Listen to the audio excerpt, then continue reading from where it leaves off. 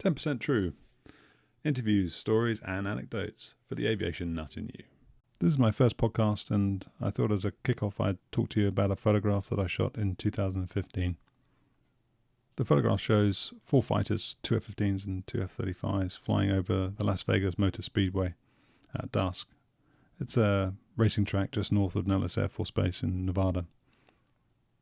People comment on the photograph because it's nicely composed, it's a really nice exposure, it's got a fairly interesting subject, and the sky in the background is beautiful. And because I shot some video at the same time as I did the stills, I thought that this podcast might be an opportunity for me to share that with you and talk you through some of the things that we do as aviation photographers and some of the things that we try to control in order to influence the possibility we'll get lucky and get the shot that we want at the end of the day. So that's what this podcast's about. I hope it's of interest to you. My 2015 trip to the 422nd Test and Evaluation Squadron at Nellis was actually a follow-up to a 2009 trip I'd taken. As part of that 2009 trip, I'd flown with the squadron, and I became the first person to photograph all 5 what they call MDSs, Mission Design Series, all 5 MDSs at the same time. And those MDSs were F-15C, F-15E, F-16C, A-10C and the F-22. At that time, the F-35 hadn't yet arrived, but they were hoping that it would do imminently. And at any rate, the squadron commander was impressed with the photographs, impressed with the article, and said to me, when the F-35 does arrive, you should come back and do a follow-up article. So that's how I ended up visiting again in 2015. From a photographic point of view, I was looking for a classical portrait type shot. I wanted something that had soft lighting, had an interesting background, and was going to show the formation of all 6 MDSs off in the best possible light. In terms of preparation then, I'm working with the squadron probably 6 to 9 months ahead of when I actually arrive, and there's a point of contact on the squadron who's asking me what I'm looking for, and I'm sharing shots, I'm sharing examples of the kind of images that I want to capture. Of course, they've got the stuff from 2009, and I'm also showing this lineup card, a sort of shot card that describes the different formations, the sequence in which I'd like to do things, the typical comm that I might try and use to get people to change formation or brake or whatever it is that I want them to do. So by the time I arrive at the squadron, 2 days before the shoot, they already have a really good idea as to what it is that I'm looking for. The other thing that I've shared with them is that I really like to fly with them in the late afternoon. Again, going back to the aesthetic, I need that soft light. If we fly later in the morning or in the early afternoon, or even worse at midday, the sun's going to be high, it's going to be harsh, it's going to create potentially some metering issues for me, and really it just doesn't fit with what I want. The danger of asking for late afternoon is that we now have to balance the light available with the camera's ability to capture the image without bumping up the ISO too high, and it puts us in a bit of risk, or technically it puts me in a bit of a position of risk, because if anything delays the flight, or if some weather rolls in, some cloud obscures the sun, for example, I could be in trouble. I might not get to finish the shoot. And by flying later in the day, whereas typically a midday flight, the limiting factor is how much fuel the aeroplane has. That's what determines when you're going to come back from the shoot. In the afternoon flight, late afternoon flight, what's going to determine when we come home is when we run out of light. So it's a bit of a risk, but that's what I asked for. So on the afternoon of the sortie, we have a mass briefing with everybody present, and you have to hand it to the Air Force. They've really pulled the stops out to make this happen. We've got the F-15E that I'll be flying in. There's an F-15E for the formation, an F-15C, an F-22, an F-16C, an A-10C. And we've also got, believe it or not, 3 F-35s lined up. So we've got 2 on the ground. One is a ground spare, so if the one that's supposed to be in the formation breaks on the ground, the pilot can run to the ground spare and get in that one and start it up. And once we get out to the area and we've taken some of the classic portrait shots, a 3rd F-35 will join us, and I'll do some photographs then with just those 2 aircraft. So in all, we've got 9 aircraft lined up and I'm ready for this particular shot. As a formation, we split into smaller groups, and I sit with my pilot, go through the safety briefing. I have a final run through with him, what it is I'm expecting. He's got a copy of the lineup card, everybody else has got a copy of the lineup card, and so now it's just a case of waiting until it's time to go and get changed and time for the sortie. We now step to the aeroplane in the late afternoon, That's to say we put our life support equipment on, jump in one of these golf buggies, drive down the flight line at Nellis and find the aeroplane we've been assigned to fly. Jump in it, strap in, pilot gets the aeroplane up and running, we close the canopy and taxi off to what they call the EOR, which is the end of runway. And that's the place where the ground crew make sure there's nothing leaking out of the aeroplane, and that they pull the pins out of the undercarriage so that can come up when the pilot retracts it on takeoff, and generally make sure that the aeroplane looks like it's serviceable and is going to fly right. At that point we hear on the radio that the first F-35 has a problem. They call it a red ball. So he red balls, and the second, the ground spare, is readied. But then fairly soon afterwards he red balls as well. And so now we're in a position where the flight lead, or the mission commander I guess you might call it, decides that we're a Rolex, because the whole point of this shoot is that we're going to get all 6 MDSs. What we don't want to do is just go out and fly again and repeat the 2009 shoot where we get the original 5 MDSs. So we Rolex, we delay the exercise, I think it's 20 minutes. And I've already mentioned that we started later in the afternoon. I wanted that light, and I've mentioned the fact that you don't really want to compress things artificially for yourself so that you put yourself under more pressure, but the balance is finding the light that you want and making time available to capture the images. And I've now just lost 20 minutes, so I'm already sweating, and we haven't even taken off. At any rate, the F-35 finally comes trundling along to the OR. We get ready, wait for him, get ready to take off.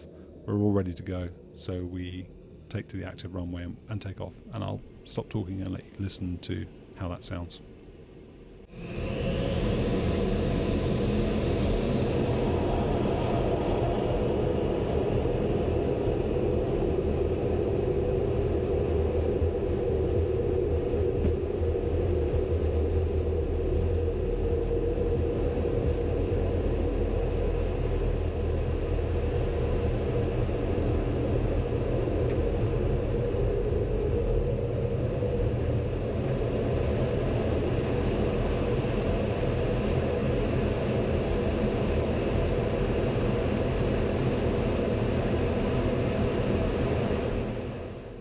So after takeoff, the formation slowly assembles. We're going out to some airspace not too far to the north of Nellis. We're in what's called the NTTR, Nellis Test and Training Range, I think that stands for. And there's a lot of airspace in there. And we've been assigned some airspace to the northeast of the NTTR. So it doesn't take us long to get there, but we have to assemble. And one of the things that is tricky about this particular setup is that most of these aircraft want to fly, at 350 knots. I should say the pilots want to fly them at 350 knots. They don't really want to be any slower than that. But we have an A10C in the formation, and he, I don't think, really wants to go much faster, or can go much faster than 250. So there's a couple of considerations there. The first is that it takes him a long time to catch up. The second is that everybody else is flying much more slowly than they want to. And the third is that when we get to part of the airspace where we're going to have to turn around because we don't want to fly into somebody else's airspace, that turning means that the A10 will typically end up lagging behind everybody else. And now we're flying back into our airspace, but we can't take the photographs because we're waiting for the A10 to catch up. So there's a little bit of waiting. We fly through the airspace. The shot that I've got here is a canopy roll shot. It's just, we're trying out different formations. I want my low risk shots, the shots that I've got to get in the bag, are the shots of all 6 of those aeroplanes in formation at the same time. So we spend a little bit of time doing that. And then once we're in the range space, or at the altitude that we want to be at, and everybody's happy, then we start doing these sort of, individual portrait type shots. And the one that I really want to get is this one on the screen at the moment, which is the F-35 leading all of the others. So I get that in the bag and I'm happy. And at that point, we can then clear off some of the other aircraft and start concentrating on just the 2 F-35s. So the A-10, F-16, F-22 go home. We're joined by the third F-35, who was already airborne. He's come from a different bit of range space. He was doing something else. We're joined by the third F-35. And the 2 F-15s are still with us, but they go into a trail formation, so they lag behind. And that's when I started doing a little bit of work with the F-35s, just having a little bit of fun with them. And what's interesting about the afterburner shots that I took was the rate at which they left us behind. And you can see that in this video here.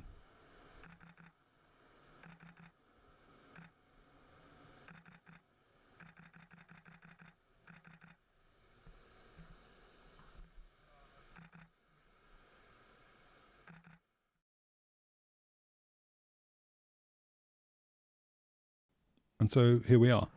This is where the magic happens. We're flying parallel with the along the runway heading. It's what they call flying up initial.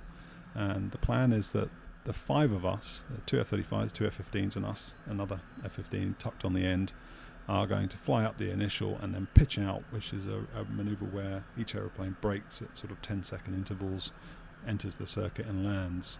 And that's the plan. And I'm not talking to my pilot, he's not talking to me. We're just, being a good wingman, and we're following the lead F-35 doing what we're supposed to.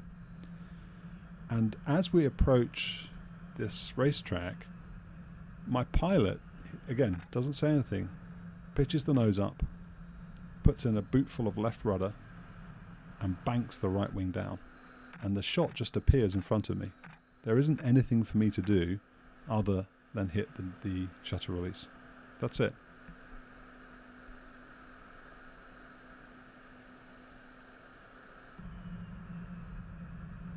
And he even knows that as he pitches the nose up and puts in the left rudder, he's got to bank to the right, because in the back seat of the Eagle, or the Strike Eagle, if you look to the right and down, there's a huge intake ramp that obscures the view. And you can see that a little bit in the footage that I'm showing now. So he does everything, and all I've got to do is hold the shutter release, grab a couple of frames, and that's it. So that's my story. Well, that's the story of the photograph, perhaps.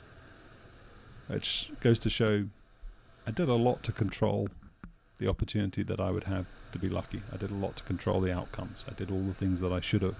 But it was luck, and it was somebody else's talent at the end of the day that allowed me to take the image that you see on the screen in front of you now. There are some technical elements to it.